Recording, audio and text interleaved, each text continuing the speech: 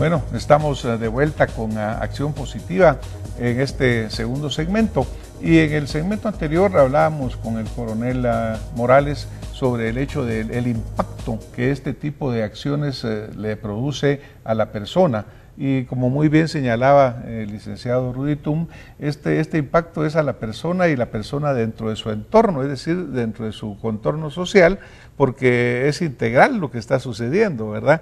Cuando una familia de repente empieza a recibir amenazas, lo que se afecta es todo el entorno familiar y afecta en muy diferentes aspectos. Ahora, por ejemplo, coronel, digamos, una de las formas más comunes y que hemos oído tan frecuentemente es la llamada telefónica, esa llamada telefónica en la cual pues empieza a desencadenar toda esta serie de eventos. Se dice que muchas de estas llamadas telefónicas, se habla hasta de un 80 o 90%, se generan de los centros carcelarios y de que pues personas que dentro de la cárcel están manejando estas llamadas. ¿Es así? ¿Cree usted que ese es el origen de muchas de estas llamadas? Sí, doctor, muchas llamadas se tiene conocimiento porque cuando uno acude a las instancias policíacas, el DINC en este caso, uno lleva un número, la persona lleva y dice, mire, me están extorsionando de este número. Ellos, la policía, tiene un listado de esos números, dice, ah, sí, de este número precisamente viene esa llamada y está saliendo de la zona 18 o de Pavoncito o de Pavón. Sin embargo, no es solo que el preso esté llamando, sino que también existe complicidad, como bien decía Rudy, existe una complicidad entre personas que están dentro de las cárceles, pero también existe una organización afuera, que son los que se encargan de ir a cobrar las extorsiones. Este es el modo en que están operando. Lo extraño de esto es pues de que este no es un delito que es nuevo, tiene muchos años de estar en boga en nuestro medio. Y hay unas estadísticas que dicen que 3 de cada 10 guatemaltecos han sido víctimas de una extorsión.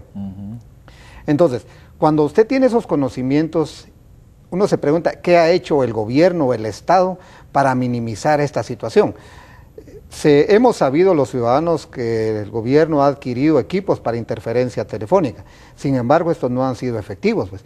¿Qué ha estado pasando? Han sido malas las licitaciones, o sea, es ahí donde le digo pues que también, si bien es cierto el delincuente, la persona en busca de riqueza o en busca de un ingreso económico mal habido, también qué ha hecho el gobierno cuando sabe toda la metodología.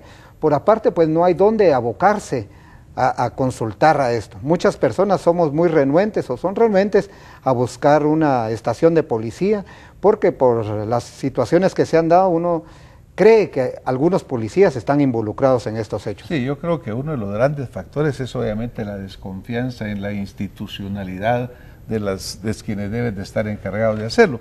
Pero por ejemplo, Rudy, digamos, el hecho es de que hoy probablemente muchos guatemaltecos han recibido, porque se dice que hay 75 a 100 denuncias diarias, ¿verdad? Imagínense las que no se denuncian.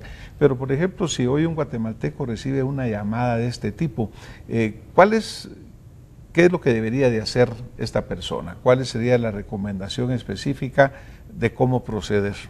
Correcto, doctor. Existen muchas recomendaciones en cuanto a qué hacer en el caso de una extorsión. Sin embargo, la más frecuente en el caso de una llamada es justamente tratar de no dar más información de la que se pueda dar, en el sentido de que si uno identifica inicialmente la llamada o por un error no la identifica y empieza a escuchar que la llamada va por la línea de la extorsión, entonces la recomendación que dan los expertos justamente es colgar e inmediatamente desconectar su teléfono, de tal manera que dejar un tiempo y eso permita que el extorsionador empiece a buscar otra víctima, porque fundamentalmente esto sucede de la siguiente manera: los extorsionistas, en el caso más general, están buscando víctimas. Hacen llamadas y tratan de hacer algún tipo de coerción para lograr lo que desean. Si no logran su objetivo, van a buscar a otra víctima. Entonces, fundamentalmente,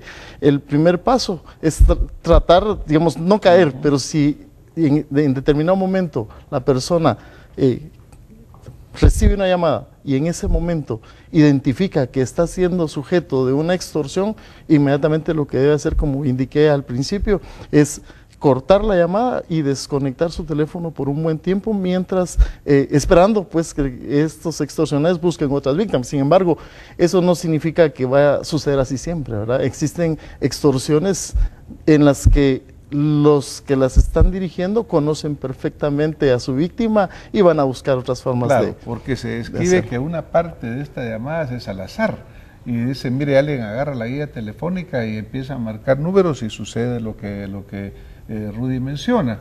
Pero por ejemplo hay otras que obviamente pues seguirán adelante, hay gente que está más informada. Aún entiendo que las páginas blancas van a dejar de publicarse en el sentido de que no va a haber el número de la persona, entonces ya no va a haber esa facilidad de hacer la llamada. Pero pensemos de que persiste y que se repite y continúa esta llamada, Rudy. ¿Cuál sería el siguiente paso para, ok, ya corté, pero me vuelven a llamar de nuevo, me volvieron a encontrar por otro camino? ¿Hacia dónde puede el ciudadano guatemalteco dirigirse a pedir apoyo? ¿O cuál sería el siguiente paso, Rudy? Sí, bueno, en general, pues yo he tenido la oportunidad de estar con agentes de policía, especialmente con los mandos de la policía. He notado en muchos casos el compromiso que ellos tienen de buscar respuestas a los problemas de la ciudadanía. Y yo diría que es necesario o es importante generar ese tipo de confianza hacia las autoridades, ¿verdad? Comprendo que existe la desconfianza, pero fundamentalmente debemos reconocer que hay momentos en los que nosotros tenemos ya una amenaza y esa amenaza o un riesgo que es grande y que en ese momento pues si no acudimos a la gente que conoce, que puede darnos algún tipo de ayuda, entonces se está incrementando nuestro riesgo. Claro, o sea, ¿usted recomendaría, por ejemplo, ir a la Policía Nacional, al Ministerio Público? ¿O cuál sería el canal, digamos, porque la mayor parte de personas pues no tienen la posibilidad de una asesoría privada, por ejemplo, sino que ahí sí que el único consuelo al final resulta dirigirse a la institución policíaca? Pero ¿cuál sería, dentro de la institución policíaca, a dónde poder dirigirse? Mire, antes de dar respuesta a esa pregunta, doctor, quiero hacer una diferencia. Hay, como bien decía, hay llamadas que son muy generales, en donde dicen, mire, conozco a su esposo, conozco a su hijo, conozco a su vehículo en el cual se moviliza, y otras donde son más contundentes y les dicen, mire, su esposo se llama de tal forma, usted tiene un vehículo rojo. O sea, estas dos situaciones son distintas, porque en la primera, pues con solo descolgar el teléfono, apagarlo o sencillamente no contestar una llamada de un número que uno no conoce, pues podría suspenderse ese tipo de amenaza.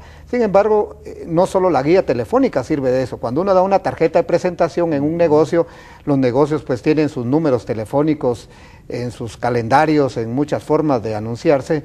Entonces ahí también el delincuente, porque no solo la persona individual la que es objeto de extorsión, también los comercios, políticos, de todo tipo. Entonces, pero lo recomendable realmente es ir a la policía. O sea, como dice usted, no todas las personas tienen aquello de conocer a alguien con quien abocarse. Mira, claro, ¿qué hago? Pues entonces las personas, lo mejor es decir que las acompañe un familiar y decirles vamos a la policía, al DINC, y ahí que presenten su denuncia, aunque no se logra mucho con esto. Pero por lo menos es un canal el cual se puede ir, ¿verdad? Porque uno de los componentes de la extorsión y sus secuelas es el hecho de que se crea una tremenda desconfianza, ¿no? Y yo he platicado con mucha gente que pone duda desde la muchacha de la casa, el chofer del bus, entonces empieza a crearse una zozobra muy grande de saber, bueno, ¿a quién voy? Con alguna seguridad, pero yo creo que toda la policía sería un camino a donde poder empezar a abocarse y poder empezar a tener algún tipo de apoyo. Vamos a tener que ir a un corte y volvemos en un momento con más acción positiva.